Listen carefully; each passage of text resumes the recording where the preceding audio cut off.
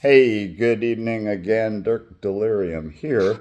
Uh, I don't know why I was just thinking about this, but it's pretty bizarre and it's pretty funny. Uh, I was actually sitting here listening to some tunes. I'm getting the kitchen all ready for Thanksgiving and everything at our house. And anyway, Ramble On came on, and it made me think of this particular rehab that I was in, and it was really a nice one too. Holy shit! It was the only one I've ever been served fucking duck and asabuco. Yeah, it was crazy. But anyway, when you left or graduated or whatever the fuck you want to call it, irregardless, you would get to like say goodbye and like pick a tune or some dumb shit. And of course, mine was Ramble On. And Led Zeppelin, of course. So anyway, Led Zeppelin just came on, Ramble On came on. I'm singing along to it, and I'm like, holy shit! It just reminded me of something bizarre. So I'm going to tell you a quick story. There's a segue. Another one, that same woman that led that class, who was about probably 20 years younger than I, and she was kind of a bitch.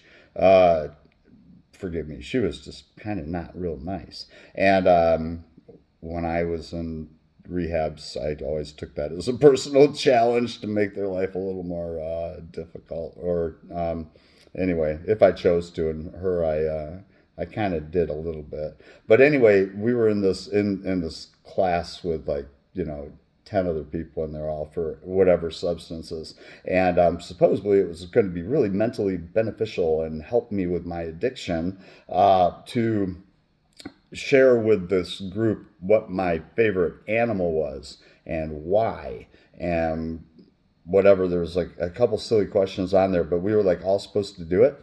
And then like read it out loud in front of the other people, which I don't have any problem writing and sharing anything in front of anybody. I don't give a fuck. I mean, I'll write. I'm in the process of writing a book right now. Story, if you will. It's kind of along the same lines. But anyway, I took this as well, let's have a little fun with it. And I said, as a chef as well, I said, my favorite animal is a dead animal. And why? Because the cuts are so versatile. And I mean, I'm writing this, I'm just getting really deep and lengthy into it, and I'm like, I especially like the off cuts, things that are usually not used, things like short ribs and oxtail, and particularly when it can be seared and braised and it's falling off the bone and it's better than your grandma's best beef stew and all this blah blah blah bullshit.